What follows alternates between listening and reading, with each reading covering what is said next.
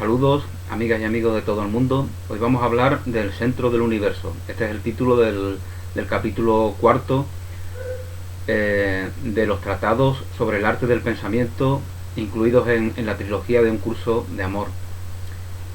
El arte del pensamiento es la expresión del estado mental dispuesto a recibir milagros. Así se nos dice textualmente en este capítulo. El arte del pensamiento es la expresión del estado mental dispuesto a recibir milagros. La plegaria y el arte del pensamiento son lo mismo. La verdadera oración es aquella que se fundamenta en nuestra conciencia de abundancia, en nuestra conciencia de plenitud, en la conciencia de la divinidad, de esa divinidad en la cual somos creados eternamente. Esa es la verdadera plegaria. El arte del pensamiento es el estado en que las bendiciones fluyen. Ese es el arte del pensamiento, el estado en el cual las bendiciones fluyen. Tu estado natural, ese es tu estado natural. Eres un regalo para todos, tal como todos son un regalo para ti.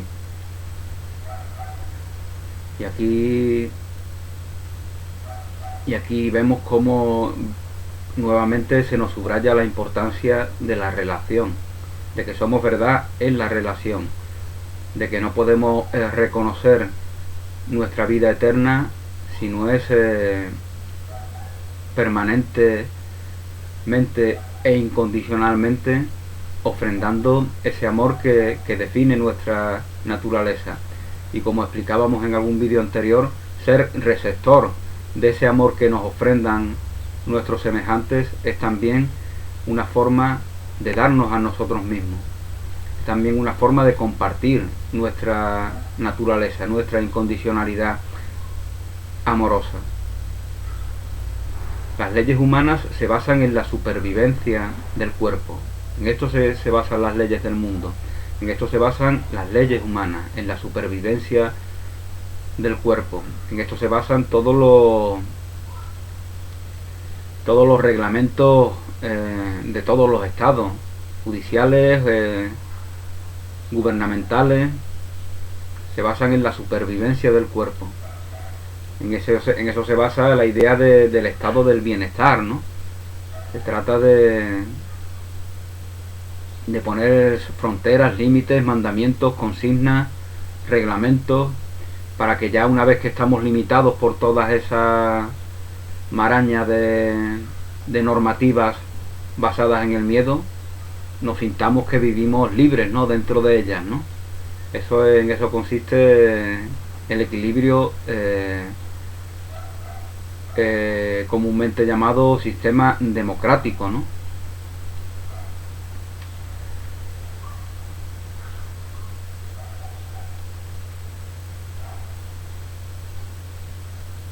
Democracia no es libertad. Dios crea la libertad. La democracia es un sucedáneo de libertad que se inventa el hombre porque no sabe reconocerse en esa plena, amorosa, bondadosa y eterna libertad en la cual es creado. Por lo cual, la democracia es algo mundano. La democracia es algo que es del César, como diría Jesús de Nazaret. La libertad es algo que es de Dios, de tu divinidad, que es sinónimo de Dios. La libertad tiene que ver con la verdad, con el camino, con la vida, tal como nos diría Jesús cuando se reafirmaba en que Él es el camino, la verdad y la vida, para así ejemplificar en su persona la enseñanza que quiere compartir con sus hermanas y con sus hermanos. La idea de la responsabilidad surgió de la mente del ego, que usurparía el poder de Dios. La idea de la responsabilidad surgió de la mente del ego, que usurpa el poder de Dios.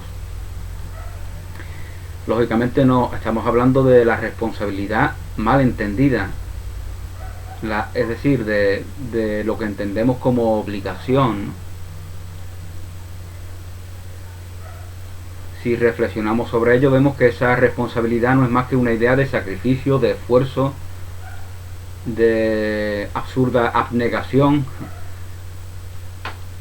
Queremos padecer por los demás porque pensamos que esa es la única manera de demostrarles que le tenemos afecto. Y una vez que hemos cultivado esa idea y la hemos arraigado en nosotros, es difícil que la desarraiguemos, ¿no?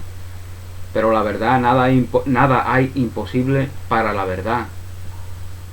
Por lo tanto, la verdad se impondrá porque ya ha ganado, porque ya el guión está escrito. Solamente precisa ser reconocido por aquel que ha querido experimentar en un mundo en el cual aparentemente no está Dios, en un mundo en el cual aparentemente no se ve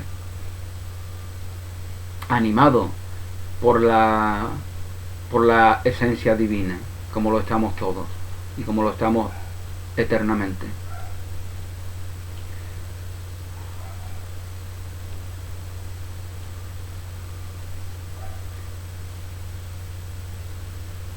No es un regalo aquel que obliga a responsabilidades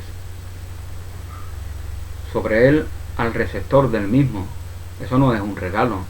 Si yo te regalo algo y mi pensamiento está permanentemente en ese regalo que yo te he dado, porque yo quiero que tú lo recibas de determinada manera, que tú hagas con él determinadas cosas, que tú me agradezcas de forma que yo considere correcta la recepción de ese regalo. Si yo estoy elucubrando en torno a ese supuesto regalo que yo te he dado, en realidad es que no te he dado nada. En realidad no te he dado nada.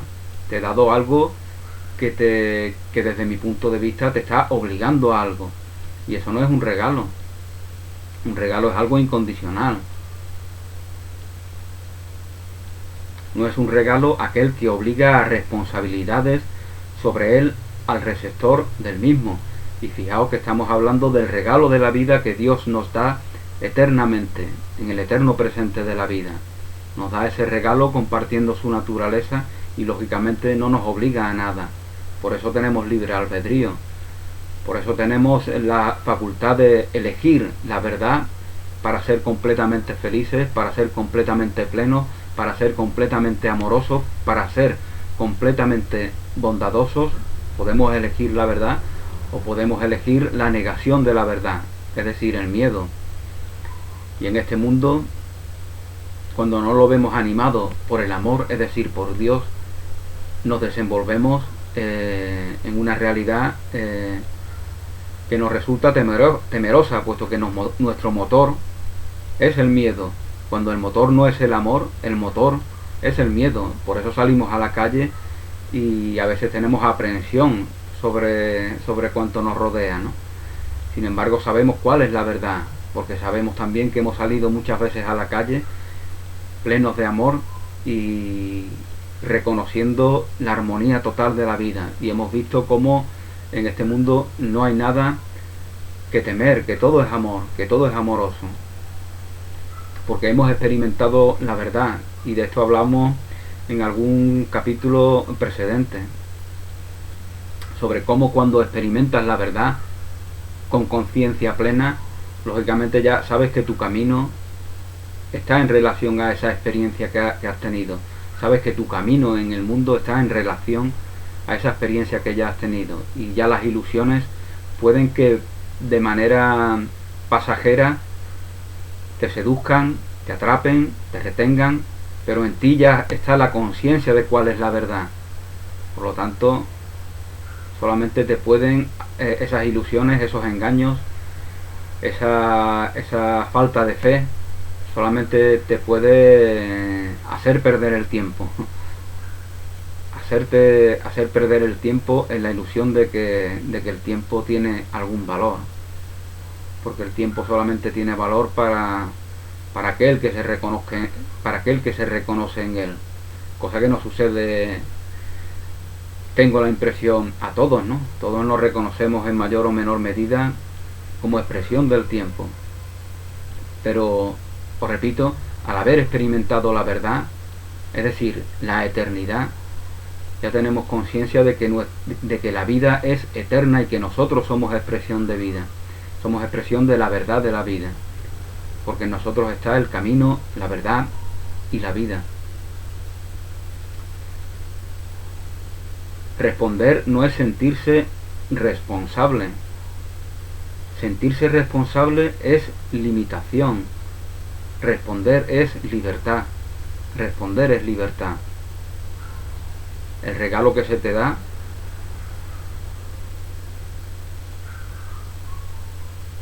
que espera la respuesta de tu recepción, lógicamente esa respuesta se da en libertad.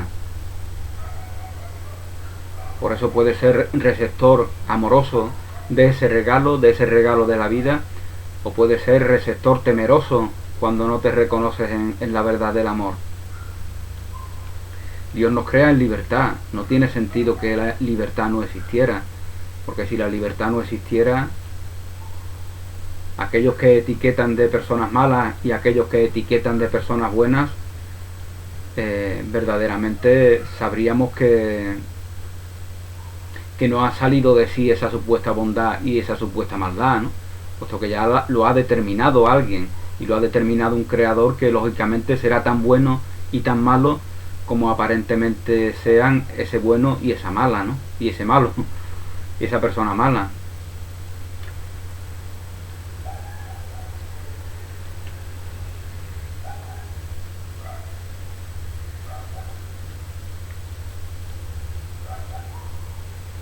Bueno,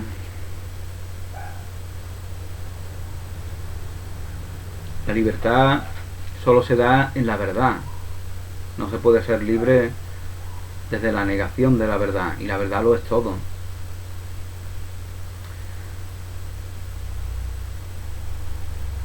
Existen personas muy cultas, existen personas que han progresado mucho en su formación mundana, académica, pero no por eso dejan de justificarse en sus acciones, en sus pensamientos, en las situaciones y relaciones en las cuales se desenvuelven en su vida cotidiana. No dejan de justificarse en algo ajeno a ellos mismos. Mientras sigan así, nunca se reconocerán a sí mismos en la verdad, ni la reconocerán en sí mismos. Por eso bien nos decía León Tolstoy al final de su libro El reino de Dios está en vosotros. Les decía a todos, nos decía a todos, vivid conforme a la verdad. Si no queréis dejar de ser soldados, dejar de ser jueces, dejar de ser políticos, dejar de ser terratenientes que oprimen a vuestros hermanos y hermanas, si no queréis dejar de ser eso, al menos vivid conforme a la verdad. No os justifiquéis en que hay un sistema, en que hay un gobierno, en que hay un orden que determina que yo tenga que ser como se espera que yo sea. No, vivid conforme a la verdad de vuestro ser. Vivid de forma auténtica. Y si todos hiciéramos eso, el mundo se convertiría en el cielo inmediatamente. De eso no tengo la menor duda. Pero nos engañamos a nosotros mismos, y esos engaños los justificamos en que hay una realidad que nos condiciona.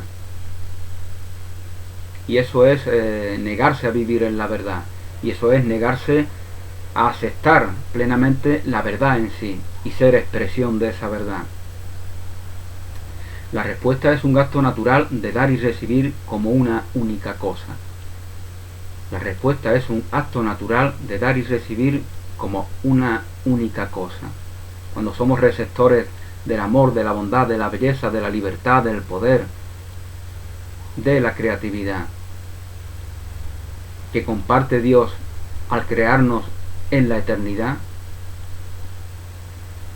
no podemos ser otra cosa que ser dadores de aquello de lo que somos receptores, puesto que esa herencia, esas palabras que he dicho que aluden a esa herencia que eternamente recibimos de Dios, es recibida cuando es compartida, porque el amor, la bondad, la belleza la libertad, la creatividad, todo ello son valores que expresan su verdadera razón de ser cuando son compartidos con los demás.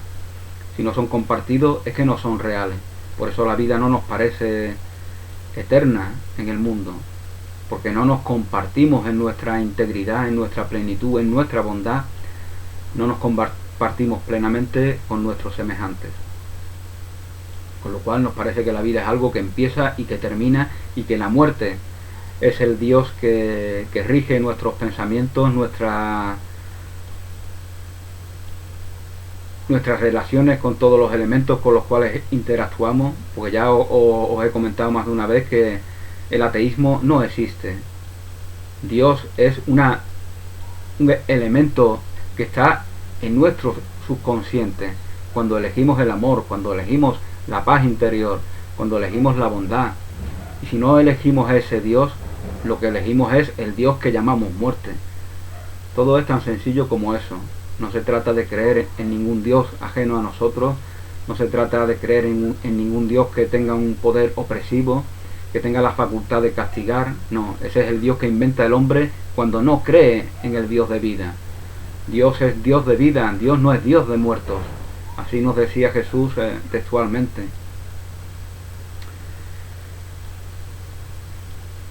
Entonces, bueno, como comentaba, el ateísmo no existe. Cuando no nos aceptamos en la verdad de Dios, en la verdad de nuestra divinidad, y la compartimos en nuestra vida cotidiana, es que estamos eligiendo al Dios de la muerte, que está ahí en nuestro subconsciente, determinando todos nuestros pensamientos, todas nuestras relaciones y todas las situaciones con las cuales nos desenvolvemos en nuestra vida. Porque tenemos el poder de con solo nuestro pensamiento hacer que cuanto nos rodea varíe. Tenemos ese poder, y de esto ya se encarga la física cuántica y la física que no es tan cuántica de estudiarlo, ¿no? Otra cosa es que interese o no compartir esos avances que se van haciendo, ¿no?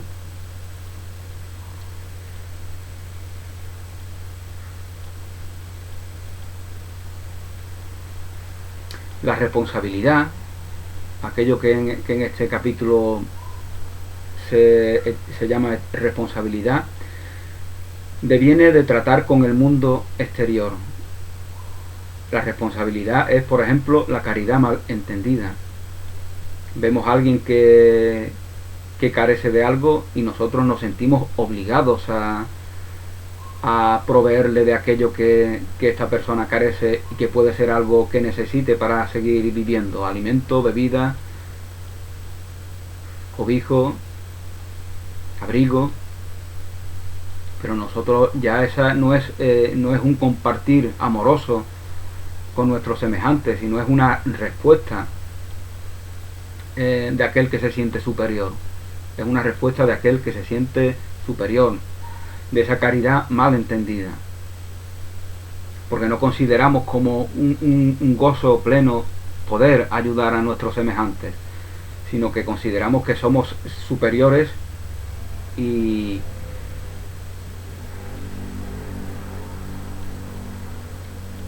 al inferior que carece de aquello que nosotros tenemos le permitimos ser receptores de esa abundancia que creemos que solo es nuestra, pero no de aquel que va a recibirla. Al mismo tiempo, de aquello que aquello que damos, interpretamos que nos hemos privado de ello, ¿no? No nos importa porque tenemos muchas más cosas, pero no vemos que nuestro verdadero tesoro está en el corazón, en la abundancia del corazón. Ahí está nuestro verdadero tesoro, no en posesiones materiales. La respuesta ocurre desde el interior. La respuesta ocurre desde el interior. Eso es el amor. Responsabilidad es un concepto ligado a la idea de separación y jerarquía. Como ya os ponía el ejemplo anterior, ¿no? Existen jerarquías en el mundo y lógicamente nos sentimos algo porque hay personas que vemos que aparentemente están por debajo de nosotros, entonces nos justificamos en ello para nuestro amor propio, nuestro falso amor propio se justifica en eso. Eso pasa, por ejemplo, en intelectuales, ¿no?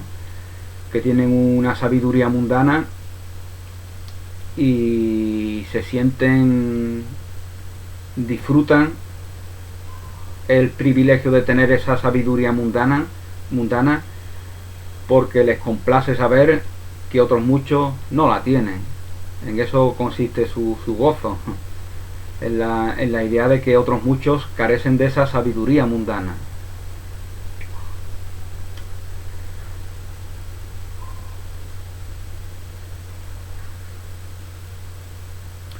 La respuesta es la expresión natural de la armonía en la que somos creados. La respuesta es la expresión natural de la armonía en la cual somos creados. Cuando no reconocemos esa armonía, la armonía de la vida eterna, de la cual todos somos expresión, lo que hacemos es inventarnos un concepto para el mundo. Es el concepto del control. Tenemos que controlar. Todos queremos tenerlo todo controlado. Nos compramos agendas, lo ordenamos todo para saber dónde está todo. Pensamos que nada ni nadie nos puede ya tender una trampa porque todo está bajo control. Sin embargo, algo siempre se nos pasa. Siempre nos viene un suceso inesperado que nos hace daño, que nos mueve los planes. ¿Por qué? Porque no estamos viviendo conforme a esa armonía natural, sino que nos hemos inventado un sucedáneo que es nuestra necesidad de controlarlo todo. Física, emocional y mentalmente. Queremos controlarlo todo desde la mente del ego, desde la mente que se basa en la carencia. Y nos queremos soltar y vivir con la armonía propia de la vida eterna, que se expresa en el verdadero sentido de la vida, que es desde el interior hacia afuera. Y ya como os comentaba anteriormente, esto no significa que solamente estemos dando y dando y dando y no recibamos, no. Ser receptor del amor que nuestros hermanos y nuestras hermanas comparten es una forma de darse, porque dar y recibir significan lo mismo. ¿Cuántas veces vemos personas que quieren ayudarnos, que quieren aconsejarnos, y nosotros a lo mejor respondemos con soberbia porque creemos que esa ayuda que nos van a dar no tiene valor para nosotros, no la necesitamos? Y a lo mejor si fuéramos más humildes podríamos recibir el regalo que nuestros hermanos quieren darnos, y que no es lo que aparentemente parecía ser, sino que es mucho más.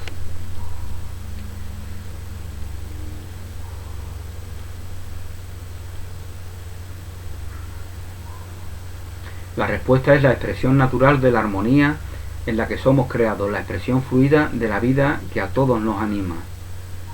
Una respuesta no es una interpretación. Ese es otro de los problemas con los cuales nos encontramos, ¿no?, en el mundo. Queremos interpretarlo todo, pero esa interpretación ya es una distorsión de la respuesta que a Dios les damos. Dios nos habla, su palabra es la creación de la vida. Nosotros tenemos que dar una respuesta conforme a ese diálogo que Dios mantiene con nosotros. Una respuesta que esté en el mismo nivel, porque entonces estará conforme con el amor, con la verdad, con la vida eterna. Mientras que no demos la respuesta en el mismo nivel, daremos respuesta en un nivel propio de la casa de la ilusión, en un nivel propio de la casa de la ilusión, y nos servirá como una enseñanza, como un proceso de aprendizaje, y por lo tanto así lo tenemos que aceptar y así lo tenemos que bendecir. No se trata de enfrentarnos a ello, no se trata de que nos enfrentemos al ego, al programa, a lo aparente, no se trata de enfrentarnos a nada. Cuando eres amor, cuando te reconoces plenamente en el amor, solamente puedes bendecir, solamente puedes compartir ese amor, solamente puedes ver amor. Y así verás este mundo lleno de amor, y verás que el paraíso, el cielo, está aquí. El reino de Dios está aquí, en ti y en torno tuya. Y que eternamente lo está. Donde no lo está es en el tiempo, donde no lo está es en la ilusión del tiempo, en esa jerarquía horizontal que es el tiempo. Una respuesta es expresión de lo que eres, en vez de lo que crees que es otra cosa. Una respuesta es expresión de lo que eres en lugar de lo que crees que es otra cosa. Luego, solo siendo lo que verdaderamente eres, se da la respuesta. Solamente se da esa respuesta siendo lo que verdaderamente eres.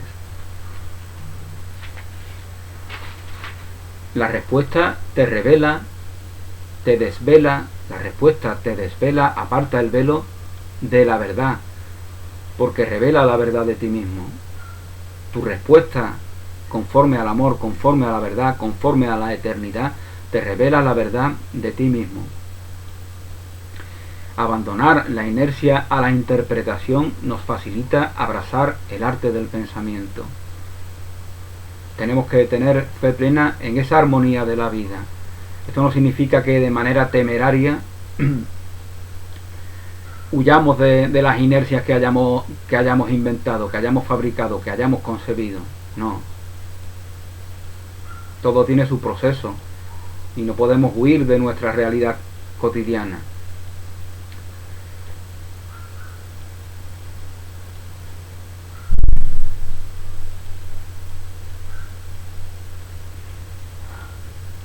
Bueno, se nos dice también en este cuarto capítulo que revelación es una descripción adecuada del modo en el que el arte del pensamiento te enseña y te ayuda a aprender. No es por medio del estudio, no es por medio del esfuerzo, no es por medio de la reinterpretación, sino a través de la revelación. A través de la revelación.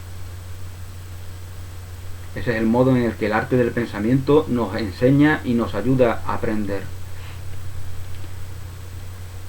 La revelación es la comunicación directa con Dios, en el sentido de que es una comunicación directa del yo que no has conocido al yo que está en unión con el Creador.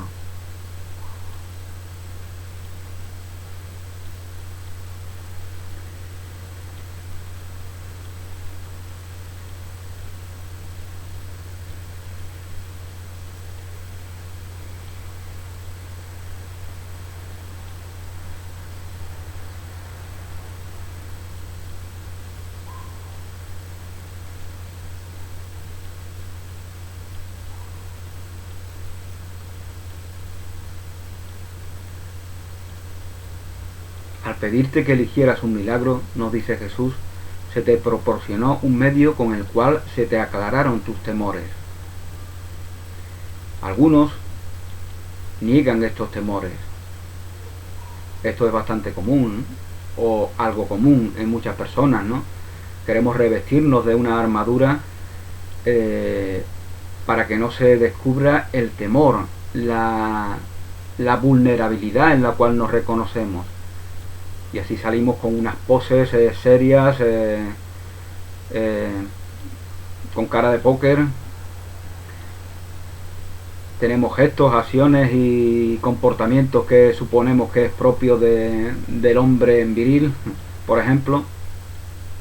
Y en realidad lo que estamos ocultando es ese temor que no queremos reconocer, pero que sabemos que está ahí. Y que evidenciamos cuando estamos interpretando un papel social. Cuando interpretamos un papel social con esa pose, que es esa armadura, estamos evidenciando de que pensamos que afuera hay una autoridad que puede juzgarnos, que puede condenarnos, que puede señalarnos. Por lo cual, lo que aparentemente es expresión de una supuesta fortaleza es expresión de una evidente debilidad, ¿no? Esas poses, esas armaduras son expresión del temor en el que nos interpretamos a nosotros mismos y nos queremos reconocer, de ese miedo que nos queremos reconocer. Algunos de ustedes negaban estos miedos, muy pocos aún no temen a los milagros ni están deseosos de aceptarlos.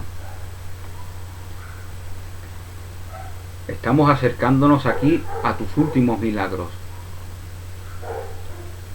Algunos de los que se consideran menos temerosos son aquellos cuyos temores están enterrados más profundamente.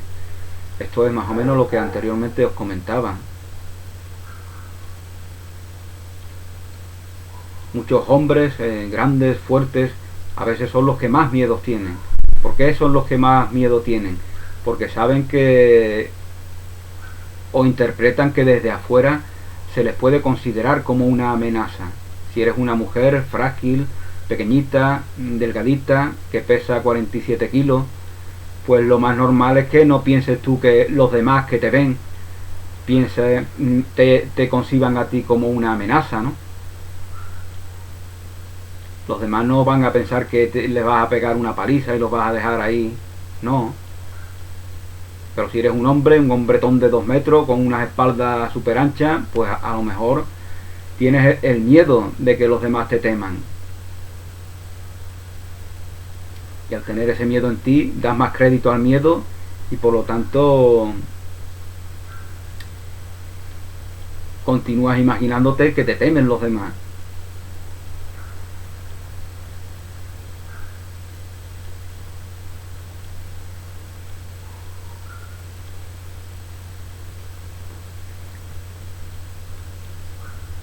Bueno, ya en alguna ocasión habíamos hablado de cómo todo aquello que nos diferencia de todos y cada uno de nuestros semejantes es nuestra ofrenda de amor en este mundo.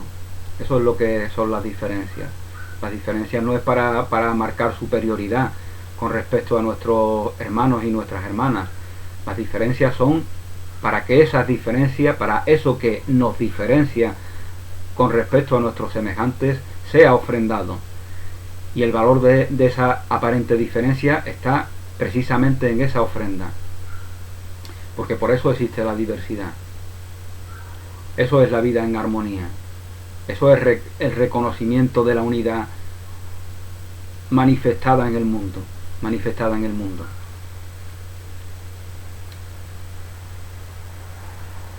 Tanto si te consideras como uno de los temerosos como no, espero que sigas prestándome atención tan solo un poquito más mientras descubrimos todo lo que aún podría frenarte. Así nos dice Jesús en este capítulo. Todo miedo es duda sobre ti, y dudar de ti es dudar de Dios. Todo miedo es duda sobre ti. Al no aceptarnos en nuestra verdad, tenemos temores referentes a lo que creemos ser. Esos son nuestros miedos, y esos temores son dudas sobre nosotros. Y esas dudas sobre nosotros son dudas sobre Dios, que es el que nos crea compartiendo su naturaleza. Y dudas de Dios, y dudar de Dios es no reconocernos en el amor. Dudar de Dios es no reconocernos en el amor y en la libertad en la que Dios nos crea eternamente, que significa en la eternidad. Has convertido a Dios en el origen del miedo al no aceptarte en tu poder. Has convertido a Dios en el origen del miedo al no aceptarte en tu poder.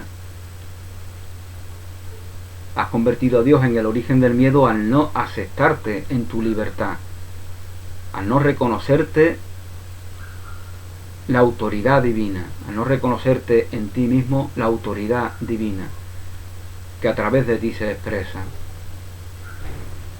Al no reconocer la autoridad divina en nosotros, buscamos autoridad afuera. Estamos convencidos de que allá afuera hay una autoridad determinante. Y como comentaba en el vídeo anterior, por eso salimos a la calle a protestar, a señalar, a acusar. Por eso se dan manifestaciones, por eso se dan culpabilizaciones, porque no queremos reconocer la autoridad divina, la autoridad del amor, la autoridad de la plena libertad en nosotros. Por eso respondes a la creación con miedo. Y por mucho que disimulemos ese miedo, con poses, con armaduras, como antes os comentaba, eso da noticia de la intensidad y del arraigamiento que ese miedo ha llegado a tener en nosotros. El que tengamos que interpretar en nuestras relaciones sociales un papel de hombre fuerte o de mujer fuerte, sin que nos reconozcamos en esa única y verdadera fortaleza que es la fortaleza de Dios.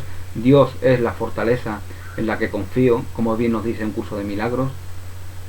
Bueno, como os comentaba, esa pose, esa armadura, ese papel que interpretamos da noticia de la intensidad de ese miedo que no hemos reconocido y que tenemos que reconocer para reconocer el amor que evidencia la ilusión del miedo. Esta es la paradoja de la vida, porque nuestra vida mundana está llena de paradojas, está llena de contradicciones. Y solamente tenemos que aceptarnos plenamente en la armonía de esa vida que fluye y que se expresa en toda su abundancia, en toda su plenitud permanentemente. Solamente tenemos que reconocernos plenamente en esa armonía para desenvolvernos amorosamente en todas nuestras relaciones cotidianas.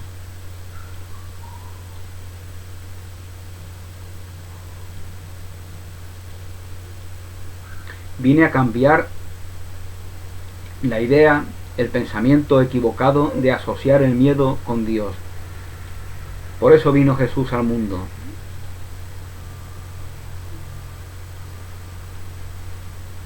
Al no reconocer ese miedo que hemos inventado por no aceptarnos plenamente en el amor y aceptar plenamente el amor en nosotros, atribuimos ya a ese Dios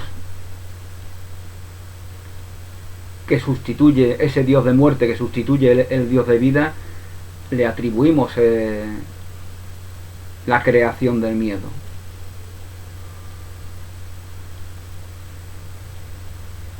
Asociar miedo a Dios es negar a Dios y humanizarlo. Un Dios al que tememos, un Dios que inventa el miedo, es un Dios a imagen y semejanza del ser humano, de un ser humano que nace, crece y muere para siempre. Es decir, de un ser humano que no se reconoce en su divinidad, que no reconoce que no es un ser humano, que es un ser divino, que es expresión de la divinidad, que tiene una experiencia humana.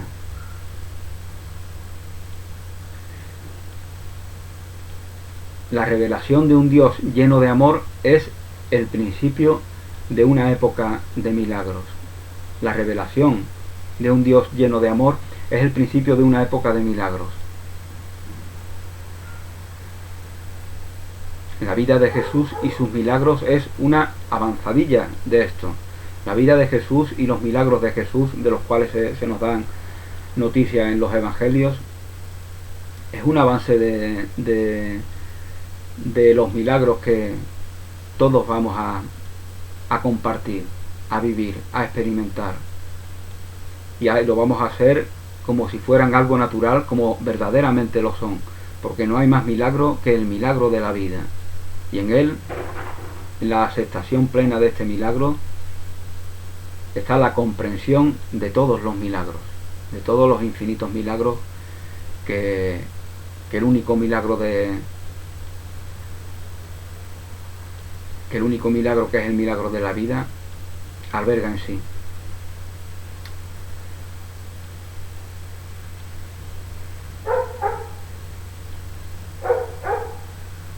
Bueno, ya os comentaba que nuestra vida en el mundo es un poco como el cuento del ratoncito que se va a dar la vuelta al mundo buscando su pareja, su alma gemela, su media naranja, como de manera tan cursi dicen por algún que otro foro, evidenciando actitudes bastante dependientes desde mi punto de vista. Bueno, somos como ese ratoncito que se va a dar la vuelta al mundo y después de tener infinidad de experiencias en ese viaje, llega, da la vuelta completa y llega al hogar, y allí se casa con su vecina, de la cual en realidad había estado siempre enamorado, ¿no? Pues esa es nuestra experiencia en el mundo, ¿no? La diferencia justamente entre un curso de amor y otras enseñanzas es que todas esas experiencias que tiene el ratoncito, es decir, nosotros, dando la vuelta al mundo, tienen un valor, todas tienen un valor. Hemos decidido tenerla porque nos van a aportar algo.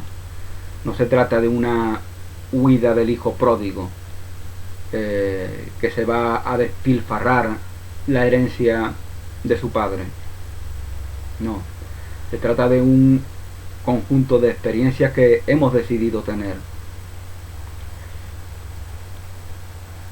Y nuestro regreso al hogar es nuestra aceptación de esos diálogos que eternamente tenemos con Dios.